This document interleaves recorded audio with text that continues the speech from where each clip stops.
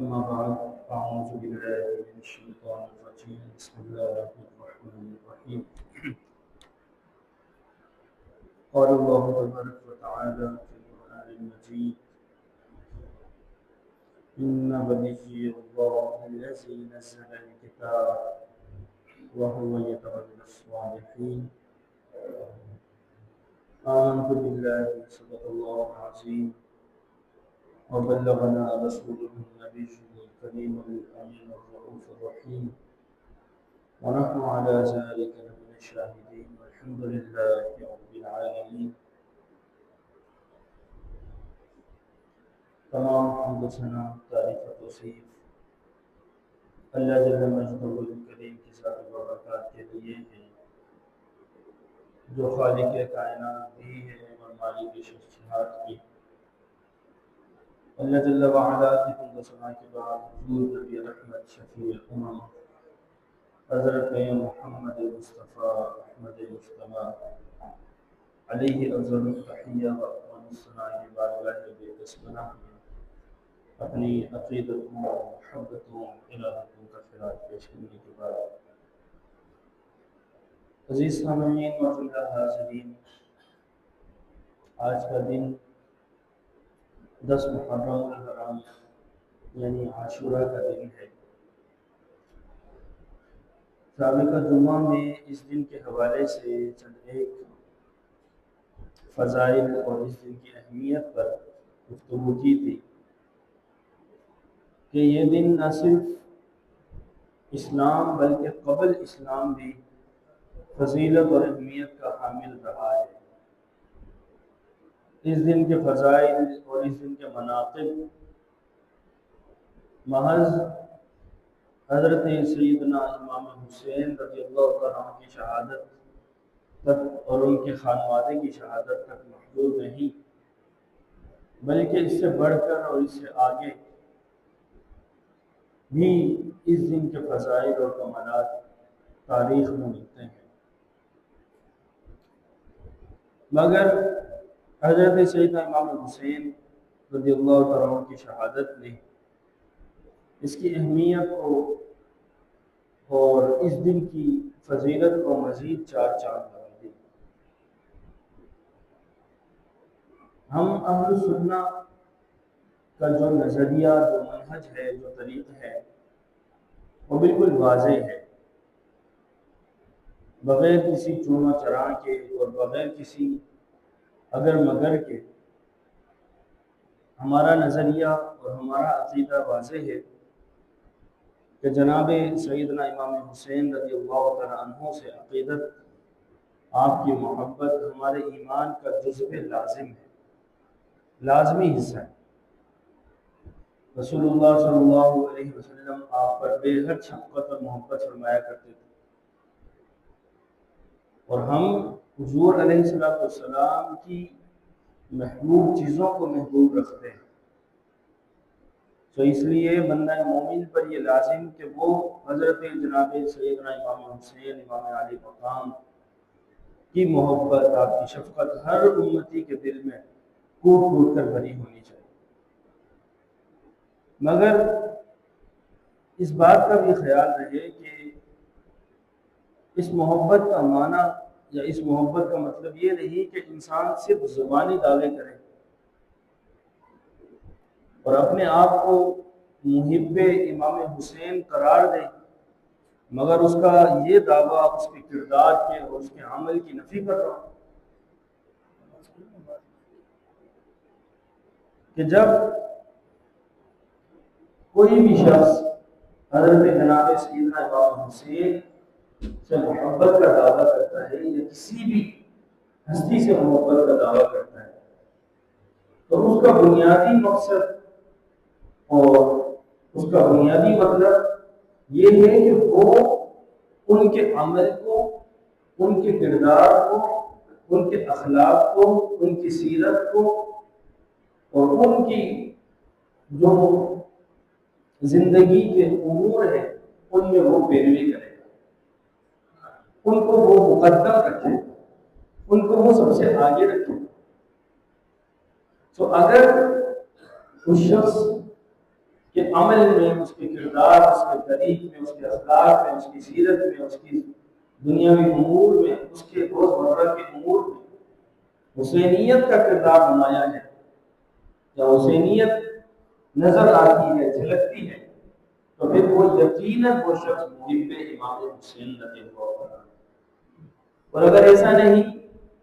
کہ محض زبانی تو دعوے ہیں کہ جب حضرت سیدنا امام علی مقام ہوئے، یزید اور اس کی فوج کے سامنے کلمہ حق بلند کیا، اس کی بیعت سے انکار کیا، اس کے سامنے سر جھکانے سے انکار کر دیا، اس کی بات کو تسلیم کرنے سے انکار کر دیا۔ اگر آج ہم پر ایسا نہیں مگر اس کے مثل وقت آن پڑے، ہمیں کہیں حسینی کردار ادا کرنے کی نوبت آ پہنچے، تو کیا ہم اس حضرت سیدنا امام حسین کے کردار کو اپنی زندگی میں شامل کر پائیں گے؟ کیا جس طریقے سے سیدنا امام حسین نے حکمران وقت کے سامنے کلمہ حق بلند کیا اور اس کی بیعت سے کھلی بغاوت کی یا انکار کیا واضح طور پر، کیونکہ اس کا کردار ٹھیک نہیں تھا، اس کا افعال ٹھیک نہیں تھے، اس کے اعمال ٹھیک نہیں، تو کیا آج ہم بھی اس حسینی کردار پر عمل کرتے ہوئے وقت کے یزیدوں کے سامنے کلمہ حق بلند کر سکتے ہیں یا نہیں؟ یہ ہمیں خود غور کر لینا چاہیے۔ اگر ہم وقت کے یزید کے سامنے کلمہ حق بلند نہیں کرتے بلکہ ان کی ہاں میں ہاں ملاتے ہیں یا ان کے خوف سے خاموش رہتے ہیں، اگرچہ دل سے ان کے ساتھ نہیں ہے، تو اس صورت میں جان لینا چاہیے کہ ہمارا کردار حضرت سیدنا امام حسین والا نہیں بلکہ اہل کوفہ والا ہے، جنہوں نے سیدنا امام علی مقام کو بے تحاشا انگنت اور بے شمار خطوط لکھ کر بلایا اور یہ دعوے کی کہ آپ کو تشریف لائیے، اور اتنے ہزار اور اتنے لاکھ لوگ متصل ہیں آپ کے ہاتھ پر بیعت کرنے کے لیے، مگر جب حضرت سیدنا امام علی مقام تشریف لائے تو انہوں نے تو پہچاننے سے انکار کر دیا۔ آپ نے نام لے کر لوگوں سے مخاطب ہو کر کہا کہ اے فلاں، کیا تم نے خط نہیں لکھا تھا؟ اے فلاں شخص، کیا تم نے اصرار نہیں کیا تھا؟ کیا تم نے یہ نہیں کہا تھا کہ تم آؤ،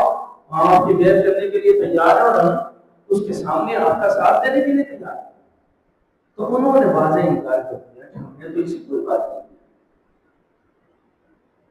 دوسرا سبق جو حضرت سیدنا امام علی مقام رضی اللہ عنہ کی شہادت سے ہمیں ملتا ہے، ایک تو یہ پہلا سبق تو یہ ہے کہ جب بھی کسی بھی باطل کے سامنے کھڑے ہونے کی باری آئے تو بلا جھجک اور بغیر چونو چنا کے کھڑا ہو جانا ہی حسینیت ہے، بغیر سوچے اس کے خلاف عملی میدان میں کود جانا ہی حسینیت ہے۔ تو اگر آج ہم اس عمل سے محروم ہیں، اس فعل سے محروم ہیں، تو حسینیت ہم میں برائے نام ہے۔ صرف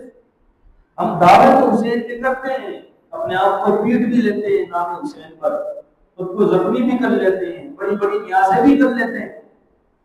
بڑے بڑے لنگر بھی ہمارے یہاں ہو جاتے ہیں، مگر ہمارا عمل اور ہمارا کردار اس سے خالی والی ہے، تو یہ حسینیت نہیں۔ دوسری چیز جو شہادت سیدنا امام حسین رضی اللہ عنہ سے ہمیں سبق ملتا ہے وہ یہ ہے کہ کیسے ہی حالات کیوں نہ ہو اور کیسا ہی وقت کیوں نہ ہو، انسان کو صبر کا دامن تھام کر رکھنا چاہیے، صبر، اور اس پر جو تکلیف آئی اس پر صبر کر کے اللہ کا شکر ادا کرنا۔ آج ہمارے یہاں تو یہ معاملہ ہے کہ اگر ہمیں کاروبار میں کچھ تھوڑا سا نقصان ہو جائے یا اگر ہمارے گھر میں کسی جوان کی موت ہو جائے، کسی نومولود کی موت ہو جائے تو ہم ناشکری کرتے ہیں اور ہماری زبان پر الفاظ یہ آتے ہیں کہ کیا ہمارے ہی گھر میں جاتا ہے اس چیز کے لیے۔ ہمارے ایک قریبی رشتے دار، ان کے بیٹے کی 1.5 سال کی عمر میں کسی وجہ سے انتقال ہوا اور تعزیت کے لیے تو اس نے کہا کہ اللہ نے یہ فیصلہ صحیح نہیں کیا، تو ہم اتنے بے صبرے ہو گئے۔ مگر جب دوسری طرف دیکھیں سیدنا امام علی مقام رضی اللہ عنہ کا کردار، نہ صرف یہ کہ خود بلکہ آپ سے پہلے آپ کے تمام رشتہ تھا، آپ کے تمام اہل خانہ اور آپ کے خانوادے کے بڑے چھوٹے بڑے سب 6 مہینے سے لے کر 45 سال کی عمر تک کے، بلکہ خود سیدنا امام علی مقام ان کی عمر اس وقت 60 پلس تھی، وہ انہوں نے قربانی دی، لیکن کسی کی زبان پر 1 منٹ کے لیے 1 لمحے کے لیے ناشکری کا کلمہ نہیں ہے، بلکہ تاریخ کے الفاظ ہیں۔ تاریخ میں امام تبری رحمہ اللہ نے لکھا اور دیگر نے لکھا کہ جس وقت سے امام حسین رضی اللہ عنہ کو شہید کیا جاتا تو آپ کی زبان کا جو آخری الفاظ تھے وہ آج تک تاریخ کا حصہ ہے۔ وہ اپنے امام تبری رحمہ اللہ کی روایت کے مطابق آپ کے الفاظ ہیں اللہم رضت برضاک صبرا علی قضائک تسلیما لنفسک سبحان ربی، یا اللہ میں تیری رضا پر راضی ہوں اور تیری قضا پر صبر کرتا ہوں اور اپنا آپ تیرے حوالے کرتا ہوں اور تو یہ سب سے بلند ہوا۔ تو اتنی قربانی دینے کے بعد بھی آپ کے زبان مبارک سے جو الفاظ نکلے وہ یہ تھے۔ تو دوسرا سبق جو ہمیں سیدنا امام علی مقام رضی اللہ تعالیٰ عنہ کی شہادت سے ملتا ہے وہ صبر ہے۔ تیسرا سبق وہ یہ ہے کہ ہمیں ہر حال میں کیسی ہی سچویشن کیوں نہ ہو، کیسی صورتحال کیوں نہ ہو، شریعت کو مقدم رکھنا چاہیے، اس کے اعمال کو مقدم رکھنا چاہیے، اس کے افعال کو مقدم رکھنا چاہیے۔ حضرت امام علی مقام رضی اللہ عنہ کے خانوادے کی جو خواتین تھی ان کی سیرت کو اگر آپ دیکھیں گے تو آپ کو پتا چلے گا اس قدر ظلم اور اس قدر ناانصافی کے باوجود اور اتنی دردناک اور اتنی غمناک شہادتوں کے باوجود انہوں نے اپنے سینے نہیں پیٹے، انہوں نے اپنے سروں کو ننگا نہیں کیا اور انہوں نے تماشا نہیں بنایا، آہیں نہیں بنی، بلکہ حضرت سیدہ سکینہ رضی اللہ تعالیٰ اور جو خانوادے کی دیگر خواتین تھی انہوں نے جس طریقے سے عملی کردار ادا کیا، اور حضرت سیدہ زینب رضی اللہ تعالیٰ عنہ جو امام حسین کی بہن ہے انہوں نے آگے بڑھ کر اس قافلے کی جو سالاری کی تھی اور جزیر کے دربار میں کھڑے ہو کر جو آپ نے خطبہ ارشاد فرمایا تھا، آج بھی وہ خطبہ یزید کے اوپر کہر بن کر اترتا ہے۔ آج بھی ان کے اس کردار کو دنیا ایک با ہمت خاتون کے کردار کی طرح دیکھتی ہے۔ آج بھی ان کے ان الفاظ کو جو انہوں نے بھرے دربار میں یزید کے سامنے کہے تھے تاریخ کے سنہری اخبار میں آج بھی لکھا جاتا ہے۔ آج وہ خواتین ہماری خواتین کی طرح نہیں تھی، اس قدر حالات میں نہ ان کی نمازیں قضا ہوئی، نہ ان کا پردہ چھوٹا، نہ ان کے دیگر افعال اور معاملات آگے پیچھے ہوئے۔ لہذا آج جو محبت اہل بیت کا دم بھرنے والے ہیں، جو محبت اہل بیت کا نعرہ لگانے والے، کیا وہ حضرت سیدہ زینب کے اس کردار کو یاد نہیں رکھتے؟ حضرت سیدہ سکینہ کے اس کردار کو یاد نہیں رکھتے؟ یہ انہیں یاد نہیں آتا کہ کس قدر حالات کے باوجود انہوں نے پردے کی حرمت کو قائم اور باقی رکھا۔ پردے کی حرمت اسی طریقے سے آج گلیوں میں تماشا بنا کر اور عجیب غریب طریقے سے ان کی شبیہیں نکال کر یہ کیا بتانا چاہتے ہیں اور کیا ثابت کرنا چاہتے ہیں کہ کیا خانوادہ اہل بیت نے اس طریقے سے شریعت کی پامالی کی تھی، پردے کو ترک کر دیا تھا اور انہوں نے اپنے بالوں کو بھی کھیل لیا تھا۔ اپنے گھر کی عورتوں کے بارے میں کوئی یہ شخص یہ بات کہتے ہوئے اس کو پسند نہیں کرے گا تو اس خاندان کے بارے میں کیسے یہ بات کہی جا سکتی ہے جو اس روئے زمین پر سب سے افضل خاندان ہے، جس کا ایک ایک فرد سیدی اعلیٰ حضرت کے مطابق تیری نسل پاک میں بچہ بچہ تو ہے یعنی لوگ تیرا سب کرانا۔ وہ تو سیدہ خاتون جنت کی وارثہ تھی، حضرت سیدہ خاتون جنت کی اولاد میں سے تھی، اور خاتون جنت ان کے پردے کا کیا عالم تھا؟ سیدی اعلیٰ حضرت جس کا آنچل نہ دیکھا آنچل اس رضائے نزاہت کے لاکھوں سے۔ تو اس لیے یہ اہل بیت کا تماشا نہ بنایا جائے گلی کوچوں میں بازاروں آج کا دن ان کی اس قربانی کو یاد کر کے ان کے اس عمل کو اپنانے کا دن ہے. آج کا دن انہوں نے جو بے لوث اور اسلام کی احیاء کے لیے اپنی جانیں قربان کی، ان کو خراج تحسین پیش کرنے کا دن ہے. اپنے بچوں کو یہ بتلانے کا دن ہے کہ دیکھو یہ وہ لوگ ہیں، یہ وہ خاندان ہیں، یہ وہ افراد ہیں کہ جنہوں نے اپنا سب کچھ قربان کر دیا مگر شریعت مطہرہ کے کسی ایک عمل پر ذرا برابر آج نہ. آپ حضرت سیدنا امام علی مقام کا جو آخری عمل دیکھیں گے وہ سجدہ ملے گا آپ کو. آپ نے آخری عمل دیکھے وہ سجدہ کیا. مگر آج جمعے کا دن ہے، آج آپ جا کر باہر نکلے دیکھ لیں مسجدوں میں کس قدر باہر ہے، لوگ جمعے کی نماز کے لیے کس قدر آ رہے ہیں، اور دوسری طرف جا کر آپ روڈوں پر دیکھیں کس طریقے سے مجمع لگا کر لوگ کھڑے، نہ انہیں نماز کی فکر نہ اللہ اور رسول کی فکر، صرف اظہار محبت کے لیے مجمع لگا کر اپنے سینے کو اونٹنے کو سمجھتے ہیں کہ ہم اونٹتے رہتے. جو آخری ہمارے امام حسین کا تھا وہ کیا تھا؟ سجدہ. تو سب سے پہلے حسینی بننے کے لیے ہمیں نمازی بننا ہوگا. ہمیں شریعت مطہرہ کی تمام چیزوں کو مقدم رکھنا ہو. اس کے بعد ہم کوئی دوسرا دعویٰ کر سکتے ہیں، دوسرا عمل کر سکتے ہیں. تو پہلی چیز جو ہمیں حضرت سیدنا امام حسین رضی اللہ عنہ کے کردار سے ملی وہ یہ ملی کہ ہر طرح کے ظالم اور جابر کے سامنے کلمہ حق بلند کرنا یہ حسینیت کا سبب ہے. دوسری چیز صبر کا دامن کسی صورت حال سے نہ چھوڑا جائے. کتنی ہی بڑی مصیبت آ جائے اور کتنی ہی بڑی تکلیف اور اذیت کا سامنا کرنا پڑ جائے،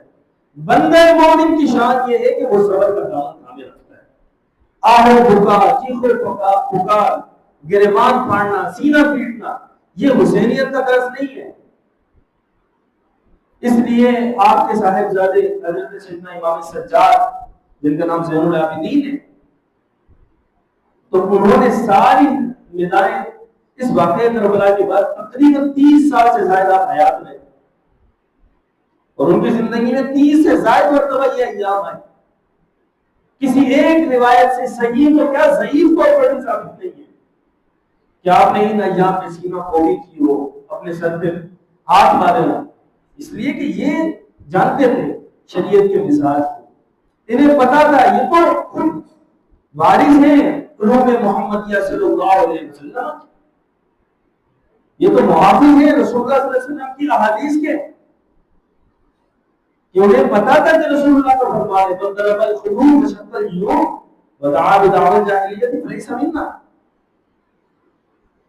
جو اپنے رخسار کو مارے، گریبان پھاڑے اور زمانے جاہلیت کے دوران دہائیاں دے، ہائے ہوئے کیوں، انہوں نے کہا وہ ہم میں سے نہیں ہے.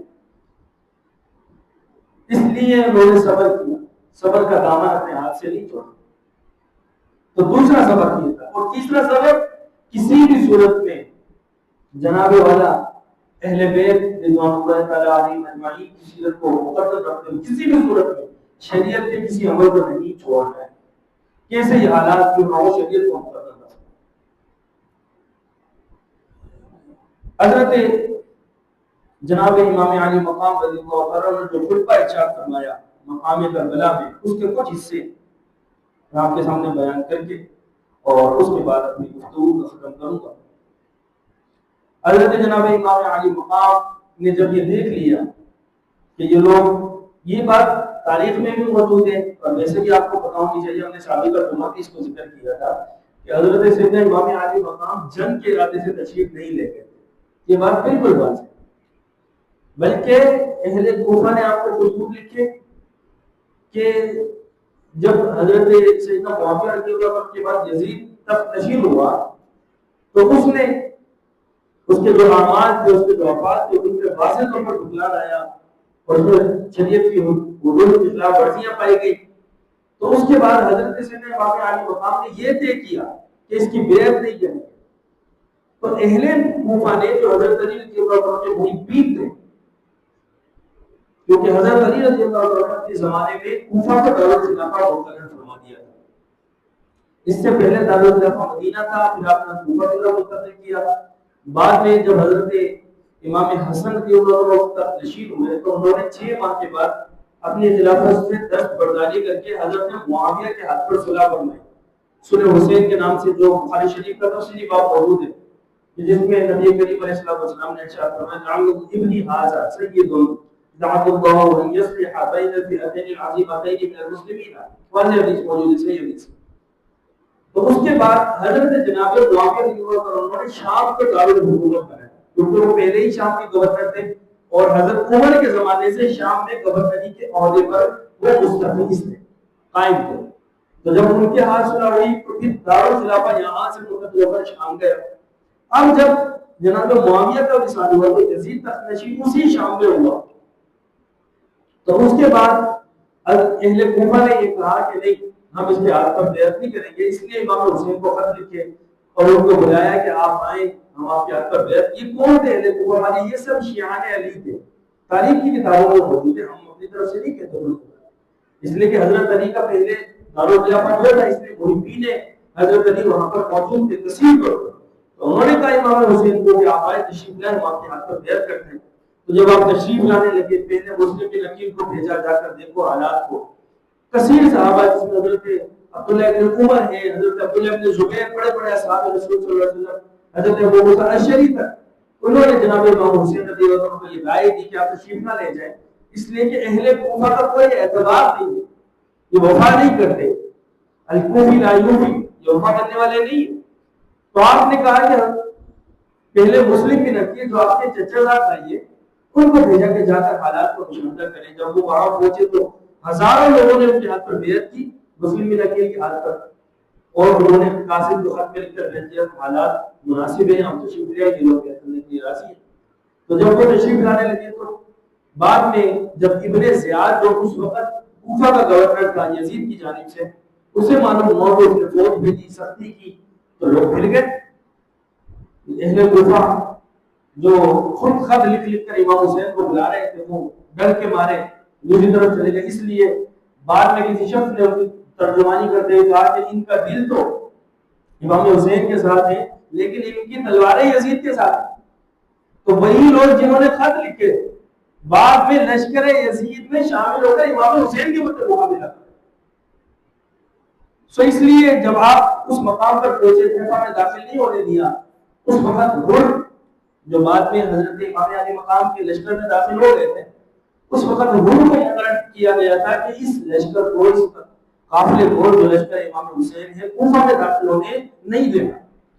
سو وہ پابند تھا حکم کا، تو اس نے منع کیا کہ آپ یہاں داخل نہیں ہو سکتے۔ کئی دن تک مذاکرات چلتے رہے، گفتگو چلتی رہی، لیکن جب دے نہیں پایا تو آپ نے ان کے سامنے 3 چیزیں رکھی اور کہا کہ ان 3 میں سے کسی ایک چیز کو اختیار کر لو، یا تو تم مجھے یزید سے ملاقات کرنے دو کہ میں دو بدو ہو کر اس سے بات کروں، انہوں نے منع کر دیا۔ پھر کہا کہ یا تو پھر مجھے واپس جانے دو، اس سے بھی منع کر دیا۔ تیسری چیز یہ کہ یا تو پھر یہ کرو کہ مجھے اجازت دو کہ اپنے اس پورے کے پورے قافلے کو لے کر کسی ایک سرحد پہ چلا جاتا ہوں اور وہاں اسلام کے لیے لڑتا رہوں گا، جہاد کرتا رہوں۔ انہوں نے اس سے بھی منع کر دیا۔ تو پھر آپ باندھے مجبوری وہاں سے تشریف لے گئے، کسی مقام پر پہنچے جو مینار مقام تھا، لوگوں سے پوچھا کون سا، تو بتایا گیا کہ یہ کربلا کا مقام ہے، وہیں آپ نے پڑھا ہوگا۔ اب اگلے دن ابن زیاد کی ہمراہی میں وہاں پر لشکر لیا۔ تاریخ دان جو ہوتے ہیں اس میں تاریخ میں بہت رتبہ یابی سے بہت صحیح اور غلط چیزیں شامل ہیں۔ بعض جو منبر پہ لوگ بیٹھ کر بولتے ہیں کہ 22 لاکھ کا لشکر یزید کا تھا، اور ادھر 72 یا بعض روایت کے مطابق 82 یا بعض روایت کے مطابق 141 حضرات موجود ہیں پورے کے پورے اس کے اندر۔ تو بہرحال جو صحیح ترین روایت ہے، جسے ابن خلدون نے، جسے تبری نے، جسے ابن ہشام نے، اور جو مستند مؤرخین ہیں انہوں نے ذکر کیا، تو انہوں نے کہا کہ یہ تعداد 22 لاکھ نہیں تھی بلکہ 22,000 تھی۔ اور عقل بھی اس بات کو تسلیم کرتی ہے کہ اتنے سے لوگوں کے لیے، اتنے افراد کے لیے 22 لاکھ کا لشکر بھیجنا کوئی عقل مندی نہیں ہے، 22,000 کے قریب تھے۔ بہرحال آپ نے وہاں پر بھی اتمام حجت کے لیے خطبہ دیا، جس پہ چند ایک نکات آپ کے سامنے رکھتا ہوں۔ آپ نے فرمایا ایھا الناس اسمعوا قولی ولا تعجلونی، اے لوگوں میری بات سنو اور جلدی کا مظاہرہ نہ کرو۔ حتیٰ کہ میں اس چیز کے متعلق نصیحت نہ کر دوں تو مجھ پر لازم ہو چکا. اور آپ نے اپنے آنے کا سبب بیان کیا. آپ نے کہا کہ میں یہاں خود نہیں آیا اور انہوں نے بلایا ہے, لہٰذا میری بات سنو اور میرے بارے میں انصاف سے کام لو. اس کے بعد کہا کہ فَأَنْصِبُونِي فَأَنْظُرُوا مَنْ أَنَا, مجھے پہچانو اور دیکھو میں کون ہوں. ثُمَّ رَاجِعُوا أَنفُسَكُمْ فَتَابِعُوهَا, اور اپنے دلوں سے رجوع کرو اور انہیں ملامت کرو. وَانْظُرُوا هَلْ يَصْلُحُ وَيَحِلُّ لَكُمْ قَتْلِي وَانْتَهَاكُ حُرْمَتِي, اور غور کرو کیا میرا قتل اور میری حرمت پامال کرنا تمہارے لیے جائز ہے. یہ وہ لمحہ تھا کہ جب حضرت امام علی مقام نے ان کے عقلوں کو, ان کے ضمیروں کو اور ان کے ایمان کو اس طرح متوجہ کیا کہ یہ تو دیکھو کہ تمہارے بدلے مقابل کون ہے. تو پھر کہا الست ابن بنت نبیکم, کیا میں تمہارے نبی کی بیٹی کا بیٹا نہیں ہوں. الیس حمزہ سید الشہداء عم ابی, کیا حضرت سیدنا سید الشہداء امیر حمزہ میرے باپ کے چچا نہیں تھے, یعنی حضرت علی کے. الیس جعفر الشہید طیار فی جنت عمی, کیا حضرت جناب جعفر طیار جو جنت میں ہے وہ میرے چچا نہیں تھے. اولم یبلغکم قول رسول اللہ صلی اللہ علیہ وسلم, کیا تم نے وہ حدیث نہیں سنی جو رسول اللہ صلی اللہ علیہ وسلم نے تم تک پہنچائی. انتما سیدہ شباب اہل الجنہ, کہ میں اور میرا بھائی حضرت امام حسین جنتی نوجوانوں کے سردار ہیں. یہ وہ پورا کا پورا خطبے کا حصہ جو حضرت امام علی مقام ہے. تو انہوں نے کہا کہ ہم جانتے ہیں, آپ کو بھی جانتے ہیں, آپ کے فضائل کو بھی جانتے ہیں, آپ کی چیزوں کو بھی جانتے ہیں, لیکن ہمیں یہ حکم ہے, ہم یہ کرنا چاہتے ہیں.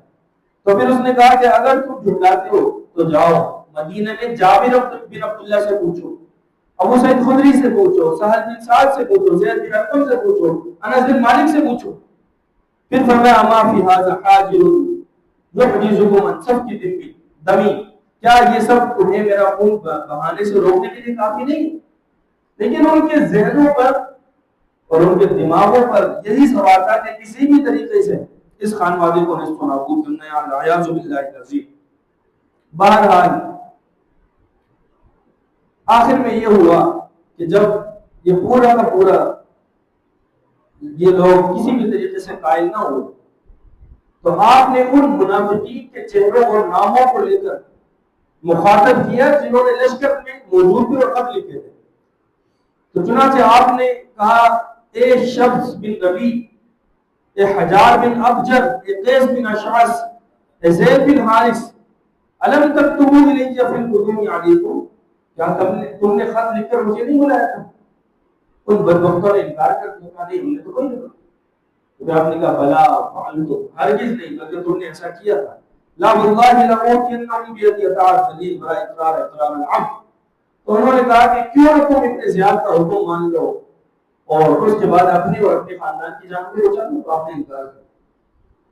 تو یہ وہ خطبہ تھا جو امام علی مقام رضی اللہ تعالیٰ عنہ اس وقت میدان کربلا میں دیا, اور اس کے بعد دونوں لشکروں کے مابین دو بدو جنگ ہوئی اور باہر کے حضرت سیدنا امام علی مقام اور ان کے خانوادے کو بے دردی سے شہید کر دیا.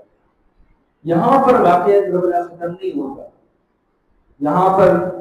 یہ جو ظلم ہے اس کی انتہا نہیں ہو جاتی, بلکہ اس کے بعد بھی بہت سے ایسے مواقع, بہت سی ایسی باتیں ہیں کہ جو ان اہل بیت پر رسول اللہ صلی اللہ علیہ وسلم کے گھر والوں کے ساتھ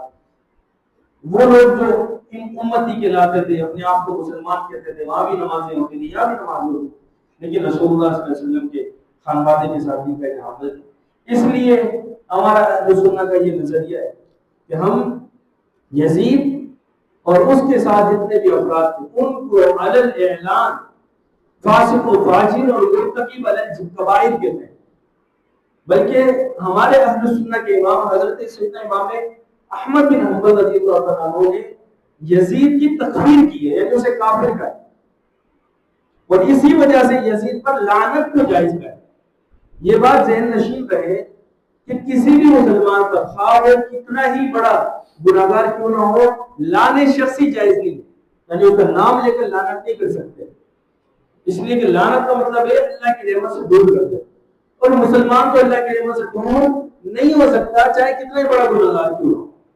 جب تک کلمہ اس کے دل میں موجود ہے. ہاں اگر اس نے کلمے کا انکار کر دیا، کافر ہو گیا، تو اس صورت میں اس پر لعنت اس لیے جائز ہوگی کہ ابھی اللہ کی رحمت کا مستحق ہی نہیں رہا کہ اس کو دور کیا جائے، پہلے ہی دور ہو چکا ہے.